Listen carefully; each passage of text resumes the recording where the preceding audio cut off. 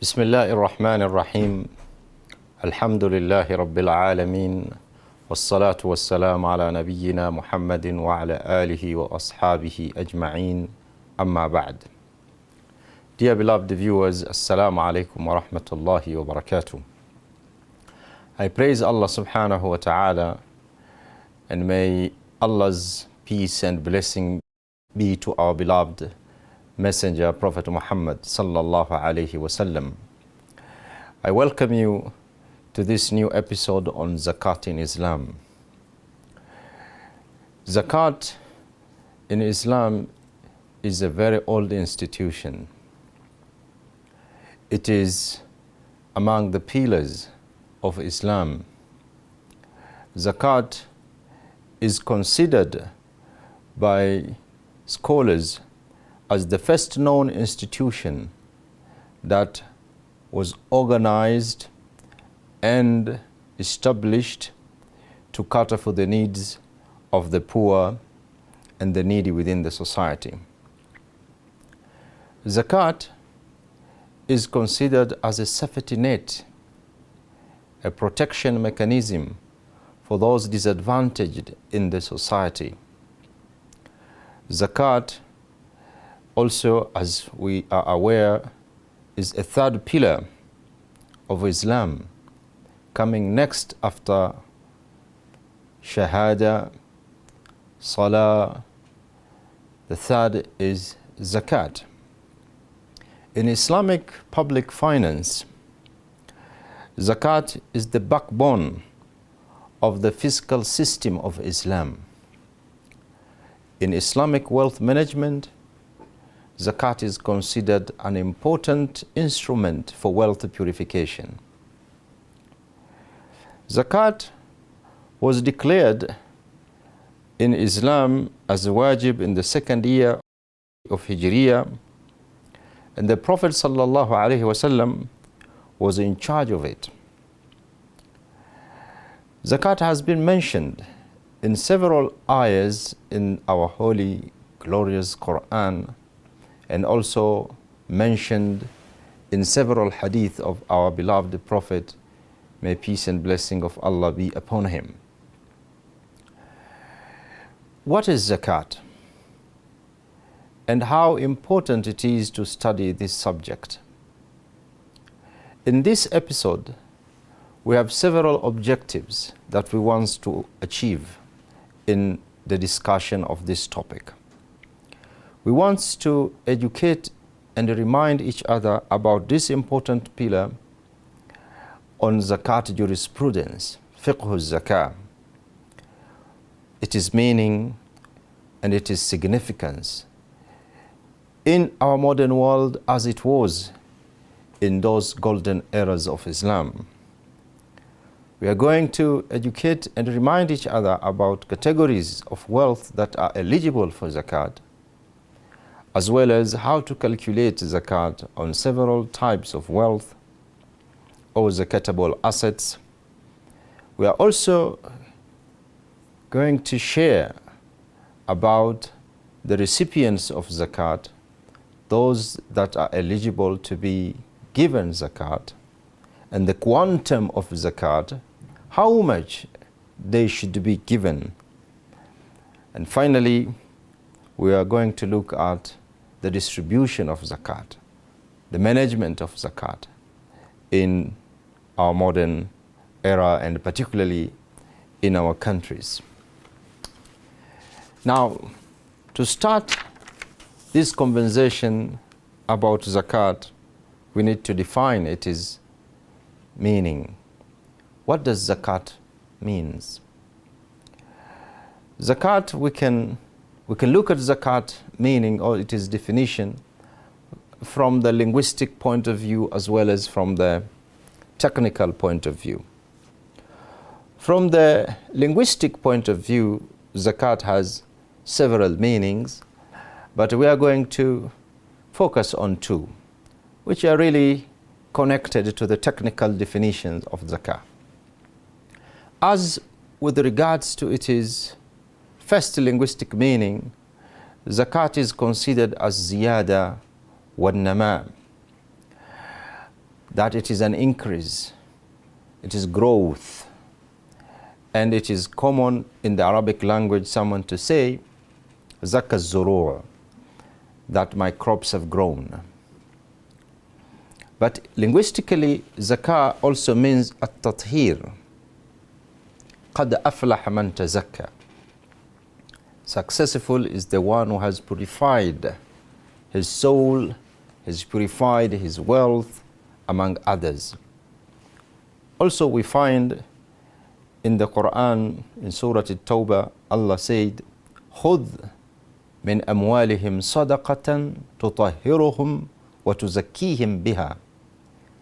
That take from their wealth sadaqah, charity, so that you can purify them through spending, through giving to the eligible recipients. So these are two meanings linguistically, that zakat means an-nama, zakat means at-tathhir. Technically, zakat is defined as hissatan maqdura fi mali mu'ayyin yusraf li ta'ifatum makhsusa. Now the English translation of this would mean that zakat means an act of monetary worship to which any Muslim who possesses a wealth equal or exceeding a laid down limit or nisab has to give away at a prescribed rate a portion of it to specifically designated categories of people. That it is a prescribed rate that is imposed on a specified kind of wealth owned by a Muslim that is going to be given to specific categories of beneficiaries or recipients. This is the technical meaning of zakat. And it is very important we understand this technical definition. Linking the technical definition with the linguistic definition, it becomes much more interesting. That in doing this, in taking a portion of your wealth and giving it to the designated categories of people, you are going to have an-namam, you are going to have at-tathhir, you are going to have an increase in your wealth. You are going to purify, you are purifying the filth that is associated or comes sometimes when we acquire or manage our wealth. So, zakat technically, it is a prescribed rate imposed on a prescribed type or kind of wealth, on the wealth of a Muslim that has fulfilled specific conditions and that is given to specific categories of beneficiaries. What is the ruling of zakah? Is zakah fard? Is zakah sunnah? What is the status, the legal status of zakat? Zakatul mal fardun. We know that zakah on wealth, it is a pillar of Islam. It is mandatory to every Muslim who has possessed specific categories of wealth that fulfills certain conditions which has to be given to designated categories of people. So if you own certain assets that we are going to mention them in these sessions, in this episode, if you own these categories of assets or wealth, then you will have to give out a portion, a prescribed amount out of the wealth that you own, which will have to be given to deserving categories of beneficiaries. To remind you about this mandatory nature of zakat is the fact that the Prophet ﷺ In a famous hadith, he said, Bunya al-Islam ala khams, that the religion of Islam is built or was built on 5 major pillars. And the first one, shahadatun an la ilaha illallah Muhammad Rasulullah. The second one is salah, iqam is salah.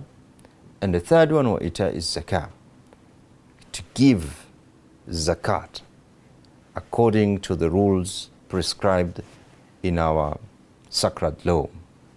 Siyam, to fast, and hajjul bayti man istata'a ilayhi sabila. Among these 5 pillars, zakat is considered as ibadatu maliyya. It is a form of worship that is a financial form of worship. You worship Allah subhanahu wa ta'ala by spending a portion of what He has given you out of His bounties, out of His ni'mah, khair, wealth that He has given you. You spend it according to what He desires or according to how He wants you to spend on it. Dear beloved viewers, zakat is a hub of Islamic public finance, and it covers moral, social, and economic spheres. That is to say, the person who is spending or is giving zakat, who is fulfilling this important pillar of Islam, he has done something that is morally right, socially necessary, and economically empowering. Morally, zakat washes away the feeling of greed and acquisitiveness of the rich.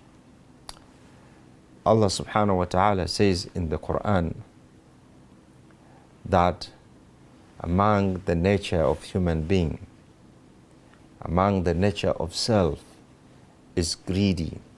وَأُحْضِرَتِ الْأَنفُسُ الشُّحَّةِ, that our nafs, our souls have been by nature greedy. Now, with this pillar, with this form of worship, it is morally purifying, washing away, reforms these souls, from this nature of greediness, this nature of selfishness, ananiya, with respect to enjoyment and utilization of the wealth. It is socially necessary. Zakat acts as a unique measure to abolish poverty from the society by making zakat an annual obligation of the rich. Allah subhanahu wa ta'ala, by His grand design, He has given some of us wealth, and He has deprived some of us wealth. And this is all out of His own wisdom and due to the fact that the world is a place of test. Daru ibtila'an. It is a place of testing us. So it is His wisdom, His sense of justice. He has given some of us wealth and He has deprived others, and all of that is to test each of these 2 categories. But in between, He created a bridge so that the haves and the have-nots can live harmony, can live peacefully, can support each other. He has created or mandated a bridge, which is zakat, so that we help each other, we support each other, and in that regard we earn huge rewards from Allah subhanahu wa ta'ala.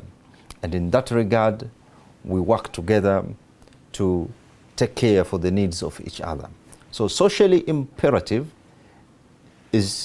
entails that zakat is socially imperative in the sense that it is an important instrument in poverty alleviation, in helping those who are deprived in society to be able to get financial means to support their basic needs as well as their livelihood in general. We'll take a break and come back shortly to discuss the other important aspect of zakat. Don't go away.